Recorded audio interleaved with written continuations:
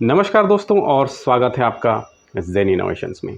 Guys आज है Sunday और मैंने सोचा कि आज के दिन इस बड़े भीम का बैटरी बैंक का एक सेटअप टूर बनाते हैं और आपके साथ में शेयर करते हैं। गाइस वीडियो को पूरा देखिए, वीडियो को कहीं पे भी स्किप मत कीजिए क्योंकि आज हम not only setup tour but इस वीडियो में कई सारी इन्फॉर्मेटिव बातें भी करने वाले हैं जिससे जो है आपकी बैटरी का मेंटेनेंस आसान हो जाएगा और बैटरियों की जो लाइफ है वो बढ़ जाएगी।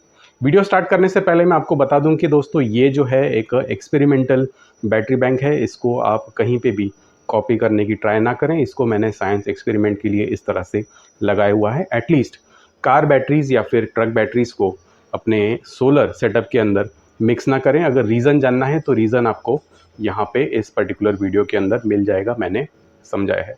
तो आप लोग जाके फटाफट से नीचे लाइक शेयर सब्सक्राइब के मज़ेदार बटन दबा दीजिए और हम स्टार्ट करते हैं आज का वीडियो।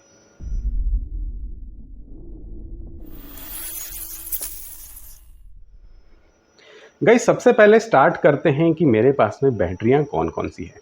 अब यहाँ पे आप सबसे पहले देख पा रहे होंगे मेरे पास में कुछ टॉल ट्यूबुलर बैटरीज हैं। ये एमरॉन की हैं, 150 एम्पियर की बैटरी है। और ये जो बैटरियां हैं ये एक्चुअली काफ़ी पुरानी है। मैं आपको इसका जो डेट है वो बता देता हूँ।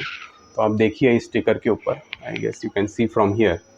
तो ये जो बैटरीज़ हैं दोस्तों ये 2014 में मैंने ख़रीदी थी। मतलब लगभग जो है 7 साल समझ लीजिए आप।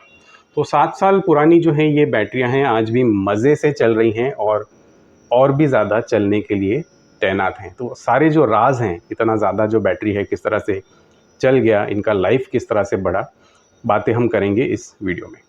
तो 2 बैटरियां जो है मैंने यहाँ पे लगा रखी हैं टॉल ट्यूबुलर 150 एम्पियर की ये बैटरीज़ हैं। साथ में मैंने लगा रखी हैं कई सारी ऑटोमोटिव बैटरीज़। तो यहाँ पे आप देख सकते हैं मेरे पास में कुछ बैटरीज़ जो हैं वो 60 एम्पियर की हैं। सो दिस इज़ 60 60 60 इस तरह से।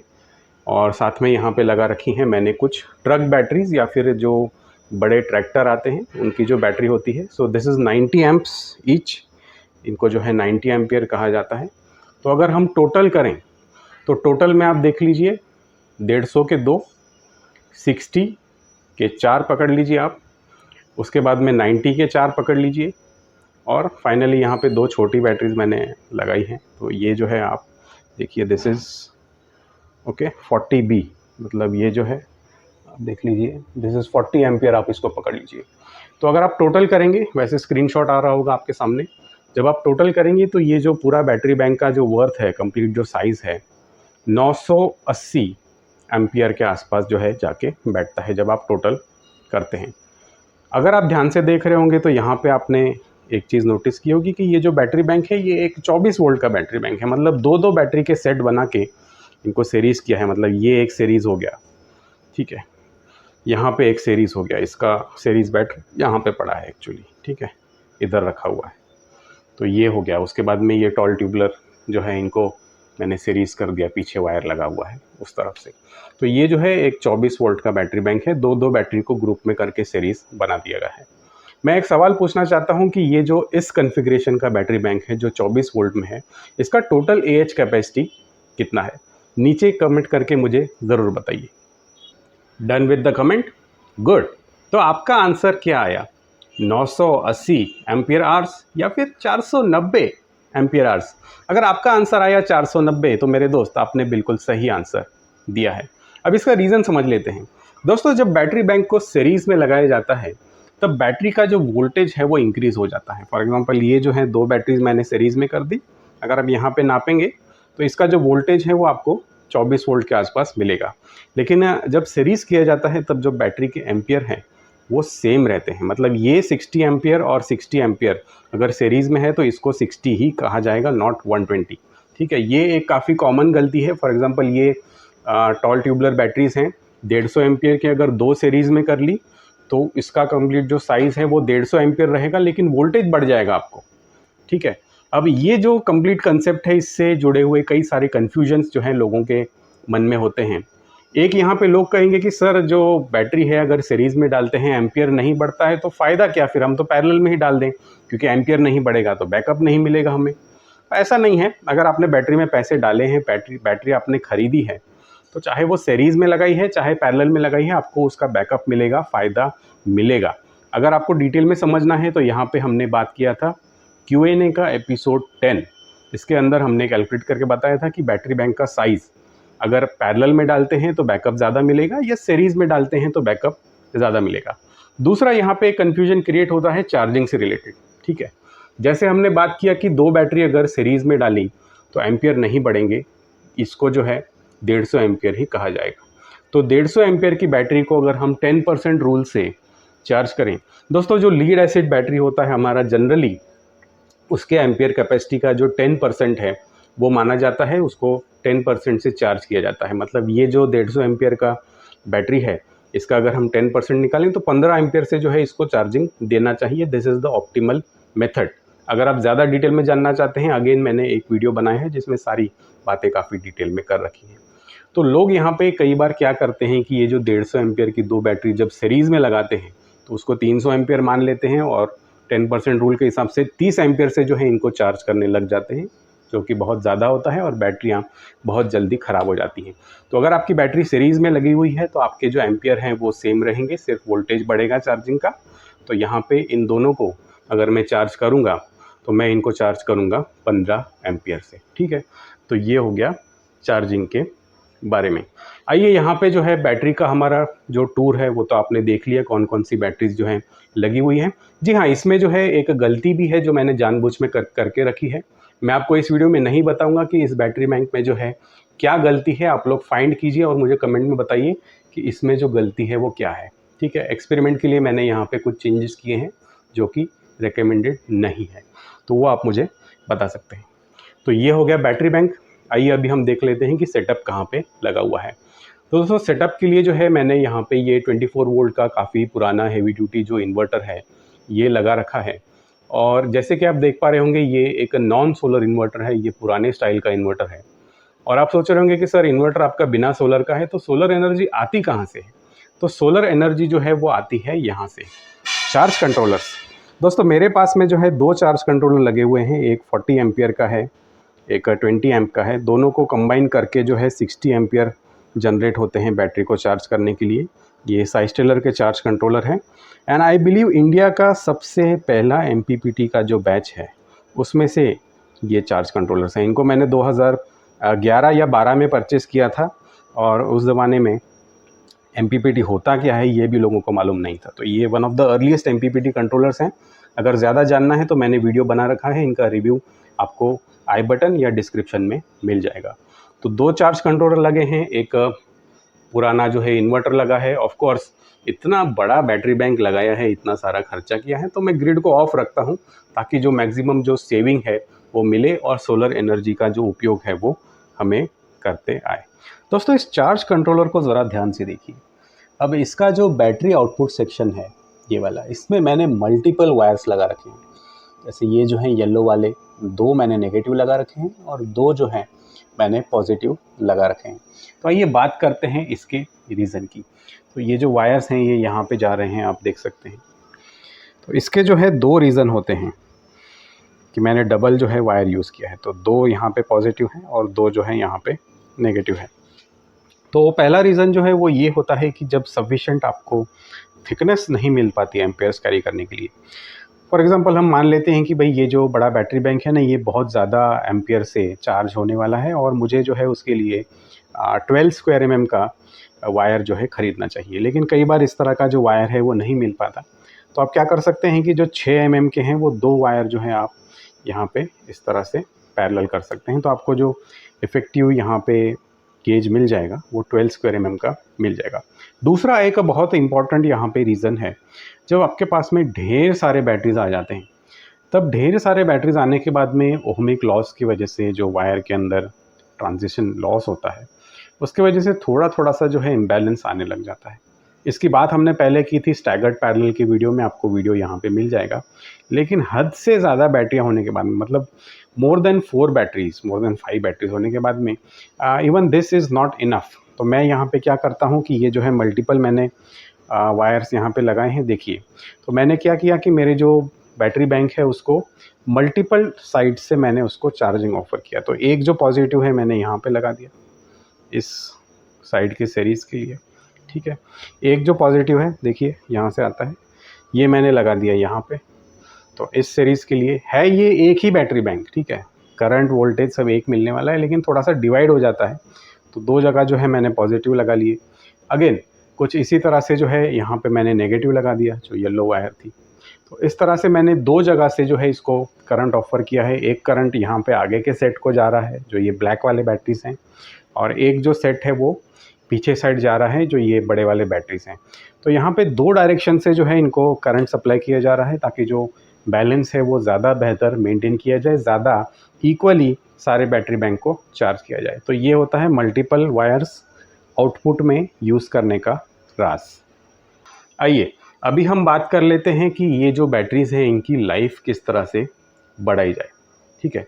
तो दोस्तों, जब आपका बैटरी बैंक बड़ा हो जाता है, जब उसमें कई सारी बैटरीज आ जाती हैं, अलग अलग टाइप की आ जाती हैं कई बार, जैसे ये हो गया, फिर ये हो गया, छोटी बड़ी हो जाती हैं। इवन अगर सिमिलर बैटरी आपकी लगी हुई है तो भी आपका जो बड़ा बैटरी बैंक है इसमें इम्बैलेंस नाम का एक प्रॉब्लम आता है। तो इम्बैलेंस में क्या होगा कि आपकी जो बैटरीज जब सीरीज़ में लगी हैं तो सीरीज़ के सेट के अंदर दोनों बैटरीज में फ़र्क आने लगेगा। तो इसके लिए आपको क्या करना है कि आपका जो मल्टीमीटर है उसको लेना है और फ्रीक्वेंटली आपकी जो बैटरी है उसको चेक करनी है। नॉर्मल यूज़ के लिए आप एवरी मंथ चेक कीजिए, अगर बहुत हैवी यूज़ करते हैं तो वीकली चेक कीजिए। तो यहाँ पे आप देख सकते हैं कि ये जो पर्टिकुलर बैटरी बैंक है इसमें डिफरेंस जो है वो आने लगा है। एक जो बैटरी है वो ओवर चार्ज हो रही है और जो दूसरी बैटरी है वो अंडर चार्ज हो रही है। तो इस तरह का जो इम्बैलेंस है दोस्तों, इसकी वजह से जो आपकी बैटरी बैंक की जो लाइफ है वो बहुत ही जल्दी कम हो जाती है और बैटरियाँ ख़राब होने लगती हैं। तो आपको क्या करना है कि मल्टीमीटर लेना है, और नॉट ओनली दिस, मतलब ये जो पूरा सीरीज़ है जो प्लस और माइनस है, नॉट ओनली दैट, ये तो आप एक बार मेजर करेंगे ही करेंगे, लेकिन बीच में इस तरह से इंडिविजुअली हर बैटरी को आपको चेक करना है। तो इस बैटरी का कितना है, इस बैटरी का कितना है, अगेन मैं इस तरह से, जैसे ये सीरीज़ तो मैं चेक करूँगा ही प्लस माइनस, लेकिन इंडिविजुअली मैं चेक करूँगा कि इस बैटरी का वोल्टेज कितना है, इसका कितना है। और अगर इम्बैलेंस दिखाई देता है तो इम्बैलेंस को जो है आपको रेमेडी करना पड़ेगा। उसके ऊपर काम चल रहा है, वीडियो बनाए जा रहे हैं, आप देख सकते हैं। मैं कुछ एक्सपेरिमेंट्स यहाँ पे कर रहा हूँ। तो ये जो है एक DC टू DC जो कंट्रोलर है वो मैंने लगा रखा है और वो इस पर्टिकुलर बैटरी बैंक को दिया है। फ़िलहाल ये डिस्कनेक्टेड है, तो इसके ऊपर एक्सपेरिमेंट्स चल रहे हैं, मेंटेनेंस हो रहा है बैटरी का। चैनल को सब्सक्राइब कर लीजिए, क्योंकि इस तरह के जो वीडियोस हैं वो काफ़ी जल्द लॉन्च हो जाएंगे, तो आपको वो पता चल जाएगा इम्बैलेंस को किस तरह से क्लियर किया जाए। तो ये सब जो प्रोसेस है जल्द ही चैनल पे आएगा। सब्सक्राइब वाला बटन नीचे जाके दबा दीजिए। ओके, तो ये हो गया पहला पॉइंट। नेक्स्ट पॉइंट दोस्तों, ये जो लीड एसिड बैटरी है, जैसे नाम से ही पता चलता है कि इसके अंदर एसिड का मिक्सचर होता है, एसिड का इलेक्ट्रोलाइट होता है और साथ में लेड के प्लेट्स होते हैं। और जैसे ही आप बैटरी को यूज़ करते जाते हैं तो इसके अंदर का जो इलेक्ट्रोलाइट है, जो पानी है, वो धीरे धीरे इवेपोरेट होता है और फिर जो पानी की लेवल है वो कम हो जाती है। तो आप देखिए किस तरह से जो पानी की लेवल है वो कम हो गई है। तो आपको आपके बैटरी को चेक करते रहना है और जब भी आपका जो पानी है ये कम दिखे, ये देखिए, तो इसको आपको रिफ़िल कर देना है। तो अगर आपके बैटरी में पानी का लेवल प्रॉपर रहेगा तो लाइफ आपको ज़्यादा मिलेगी। एक गोल्डन टिप जो है मैं आपको देता हूँ, जो जनरली कोई नहीं देता है। जब भी आप आपके बैटरी का लेवल चेक करें, आपको एक बार ये करना है। देखिए मैं यहाँ पे इस तरह से आपको एक बार बैटरी को थोड़ा सा हिलाना है, थोड़ा शेक करना है इस तरह से, क्योंकि मैंने देखा है कि कई बार ये जो फ्लोट होते हैं पुरानी बैटरीज़ में, ये जो फ्लोट हैं ये ख़राब हो जाते हैं। और ये जो फ्लोट है कई बार यहाँ पे ऊपर के साइड में अटक जाता है, यहाँ पे आके ये रह जाता है, और तब आप दूर से देखते हैं और आपको लगता है कि ओके, मेरे बैटरी का जो पानी है ना वो तो बिल्कुल ठीक है। लेकिन जब आप इसको हिलाएंगे ना इस तरह से, तो अचानक से जो फ्लोट है पूरा नीचे आ जाता है। तो यहाँ पे जो फ्लोट है ये ऊपर अटकने की वजह से फालतू में आपको ऐसा एहसास हो रहा था कि बैटरी में पानी सही है, एक्चुअली जो पानी है नीचे हो जाता है और फिर आपकी बैटरीज ख़राब हो जाती हैं। तो जब भी आप चेक करें, इस तरह से बैटरी को थोड़ा सा जो है इस तरह से आप हिलाएं, ओके, ताकि ये जो फ्लोट है ये अपनी जगह से थोड़ा सा जो है डिसलॉज हो जाए। कई बार उल्टा भी होता है, कई बार फ्लोट जो है नीचे अटक जाते हैं, तो आपको लगता है पानी बहुत ही कम है और आप ज़्यादा पानी डाल देते हैं, फिर पानी ओवरफ्लो होता है, तो ये भी होता है। तो ये हो गया बैटरी का पानी। अब बैटरी के पानी की क्वांटिटी हमने बात कर ली, लेकिन बैटरी का जो पानी है, जो इलेक्ट्रोलाइट है, उसकी क्वालिटी किस तरह से पता की जाए। तो दोस्तों, क्वालिटी पता करने के लिए एक चीज़ होती है जिसे कहते हैं बैटरी हाइड्रोमीटर। तो ये जो हाइड्रोमीटर है ये मैंने परचेस कर लिया है। बैटरी वीक में इससे रिलेटेड वीडियोस भी कई सारे आ जाएंगे, और अभी ये वीडियो लॉन्च हो गया है, मतलब इसके लगातार पीछे जो है दूसरे वीडियोस भी आ जाएंगे। सो होपफुली बैटरी वीक जो है स्टार्ट हो चुका होगा। तो हाइड्रोमीटर का जो यूज़ करके आप आपके बैटरी की जो इलेक्ट्रोलाइट की क्वालिटी है, इन कैप्स को ओपन करके या फिर यहाँ से आप चेक कर सकते हैं। तो यहाँ पे दोनों बातें चेक हो गई। एक हो गया आपके बैटरी के पानी का क्वांटिटी, दूसरा हो गया बैटरी के पानी का क्वालिटी, मतलब बैटरी की स्पेसिफिक ग्रेविटी जो कि चेक होती है इस तरह के हाइड्रोमीटर से। दोस्तों, हाइड्रोमीटर अगर लेना हो तो आपको बाइंग लिंक जो है नीचे डिस्क्रिप्शन में मिल जाएगा। काफ़ी सस्ती चीज़ है, एक आपके पास में हाइड्रोमीटर होना चाहिए अगर आप लेड एसिड बैटरीज यूज़ करते हैं। काफ़ी अच्छी चीज़ ये जो है वो होती है। आइए अभी हम चलते हैं हमारे नेक्स्ट पॉइंट की ओर।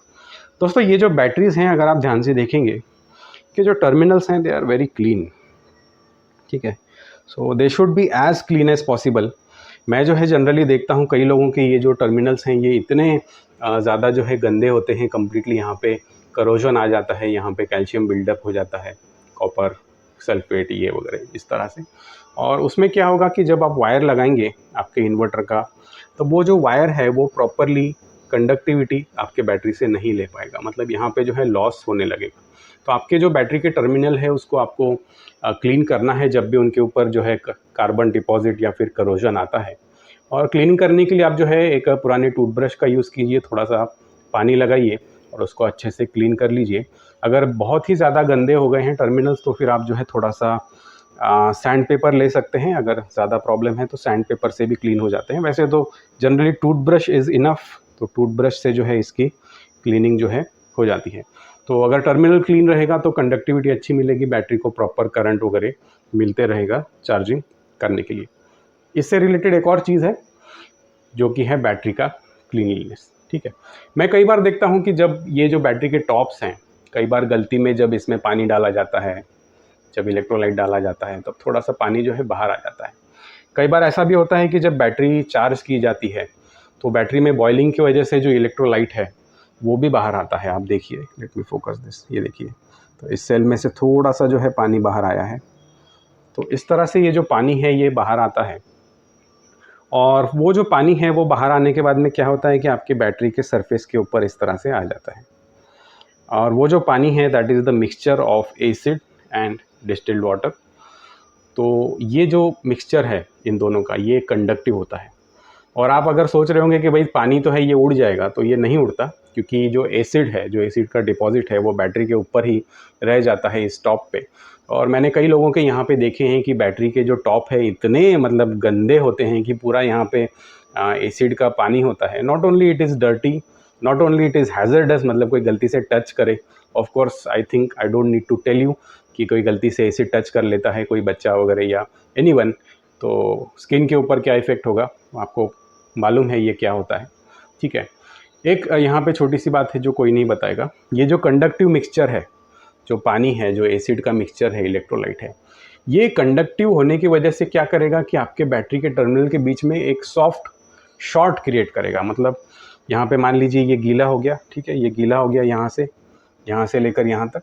तो यहाँ पे आपके बैटरी के अंदर, यहाँ पे इस गीलेपन की वजह से जो लीकेज है, जो पानी है, करंट फ्लो होगा और आपके बैटरी का सेल्फ डिस्चार्ज बहुत ही ज़्यादा बढ़ जाएगा, ठीक है। तो ये टर्मिनल से इस टर्मिनल पे एक सॉफ्ट शॉर्ट क्रिएट होगा जो कि बैटरी को सेल्फ डिस्चार्ज करेगा, बैटरी को बहुत ही जल्दी ख़राब कर देगा। तो आपको आपकी बैटरी के जो टॉप्स हैं उनको क्लीन रखना है, टर्मिनल को क्लीन रखना है। टर्मिनल को जो है क्लीन करने के बाद में उस पर थोड़ा सा जो है आप वैसलीन या फिर जो पेट्रोलियम जेली है उसको लगा सकते हैं, ताकि जो करोजन है वो वापस जल्दी से ना आए। तो इस तरह के जो टिप्स है दोस्तों, अगर आप यहाँ पे फॉलो करेंगे तो आपकी जो बैटरी की लाइफ है सालों साल चलती रहेगी। क्योंकि मैंने कई बार बताया है कि मेरी जो बैटरीज़ है अक्सर लगभग 9 से 10 साल चल जाते हैं, और कुछ मेरे पास में ऐसी बैटरीज़ हैं जो 10 साल को क्रॉस कर चुके हैं। तो अगर उनके बारे में आपको वीडियो देखना है तो आप मुझे कमेंट में बता सकते हैं, मैं वीडियो बना के दे दूँगा। फिलहाल आज के वीडियो के लिए इतना ही। बैटरी के टिप्स को फॉलो कीजिए, बैटरी की लाइफ जितनी ज़्यादा रहेगी उतना अच्छा रहेगा आपके वॉलेट के लिए भी और एनवायरनमेंट के लिए भी। So that's it for this little video guys. I hope you liked it. Take care and have a nice day.